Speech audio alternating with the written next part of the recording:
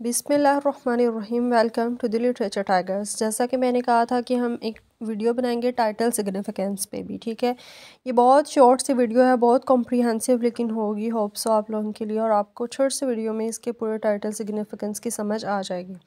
सबसे पहले हम देखते हैं कि the title holds profound significance in Emily Bronte's novel, ठीक है।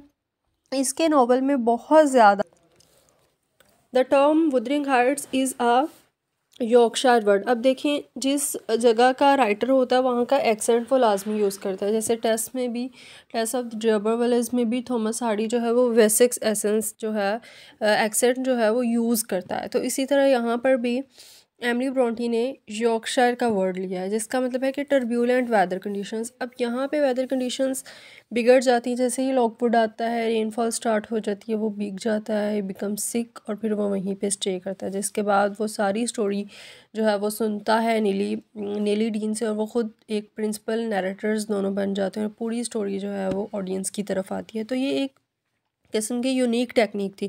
उसके बाद this choice of title sets the tone for the novel. अब यहाँ पर टोन जो है वो नॉवल की हमें लगेगा कि बहुत ही कोई हार्श किस्म का नॉवल है। As the remote and desolate moors surrounding Wuthering Heights become a metaphorical battleground for the intense emotions and conflicts that unfold within the narrative। अब बहुत ही मेटाफोरिकल बैकग्राउंड होता है, ठीक है, बैटल ग्राउंड होता है इंटेंस इमोशंस। मैंने कहा था कि जिस तरह वुदरिंग हाइट्स है, इसी तरह इनके इमोशंस भी बहुत हाइटेड हैं जो कि कंट्रोल्ड नहीं है। नेक्स्ट है जी, bleak and weather harsh weather conditions mirrors the tumultuous relationships and dark passions जो है वो हमें देखते हैं जी हेथक्लिफ और कैथरीन के Wuthering Heights isolated farm house होता है where much of the story ट्रांसपायर्स।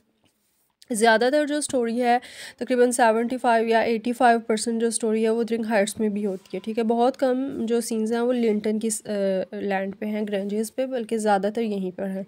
तो ये एक सिंबल बन जाती है इमोशनल स्टॉर्म्स की that rage within the characters hearts. The setting itself plays a crucial role in shaping the narrative emphasising the wild and untamed nature, ठीक है। Untamed nature होती है और टमल्शियस होती है events that unfold with in the house hold. और बहुत ही टमल्शियस मतलब बहुत हार्श किस्म का, बहुत अनप्रडिक्टेबल किस्म का इनके इमोशंस होते हैं जो कि इस लैंड को भी रिप्रेजेंट कर रहे हैं। नेक्स्ट है जी, additionally the term heights is the title carries the dual meaning. Heights में डुअल मीनिंग है। On a literal level it refers to the location of the farm house on the elevated moor. Symbolically it represents the emotional and psychological heights. वही वाली बात इसको mould करके वो दोबारा से लिख रहा है कि लिटरल लेवल पे तो वो एक फार्म हाउस है ना एलिवेटेड मोर्स पे, तो जी ये सिम्बॉलिकली जो है वो रिप्रेजेंट करती है इमोशनल और साइकोलॉजिकल हाइट्स को, ठीक है। बहुत इमोशनल और साइकोलॉजिकल लेवल पे इनकी बहुत हाइट्स होती हैं। जैसे रिवेंज में बहुत वो ज़्यादा हाइटेड इमोशंस थे, इसके अलावा लव में भी ऐसे थे, जो भी इमोशन था वो बहुत उनका या साइकोलॉजिकल कंडीशन बहुत इंटेंस होती थी, ठीक है, और समटाइम्स वो डिस्ट्रक्टिव भी हो जाती है। The novel unfolds in a series of emotional peaks and valleys, ठीक है। कभी वो बिल्कुल पीक पे चला जाता है। पीक्स होती हैं पहाड़ों की जो चोटियाँ, उनको कहते हैं, और वैलीज होती हैं वादियाँ, ठीक है। और वो बहुत वादियाँ बहुत मतलब इतनी हाइटेड नहीं होती हैं, वो सरफेस लेवल पे होती हैं, और पीक्स बहुत बुलंद होती हैं। तो इसी तरह एक series of emotional peaks and valleys है।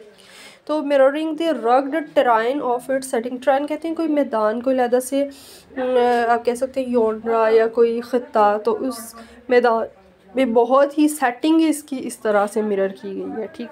लास्टली ये है कि जी in a sense the title Wuthering Heights encapsulates the atmospheric and emotional landscape serving as a fitting descriptor, ठीक है, for the tumultuous relationships, fires, passions and the hauntingly atmospheric setting that define Bronte's masterpiece। तो ये इसका एक masterpiece है और इसमें title बिल्कुल फिट आता है, ठीक है, बिल्कुल फिट आता है उनके पैशंस को दिखाने के लिए जो कि फायर्स होते हैं, उसके अलावा उनकी एटमॉस्फेरिक सेटिंग को दिखाने के लिए, इसके अलावा उनके टमल्शियस रिलेशनशिप्स को दिखाने के लिए। तो जो टाइटल है ना वो बहुत वाइजली, बहुत जो है वो एक विटी टाइटल है जिसको हम कह सकते हैं। तो ये एमिली ब्रोंटी की टेक्निक है। होप सो आपको वीडियो अच्छी लगी होगी। वीडियो अच्छी लगी तो लाइक ज़रूर कर दीजिएगा। Thank you so very much. Keep waiting for my next video. अल्लाह हाफिज़।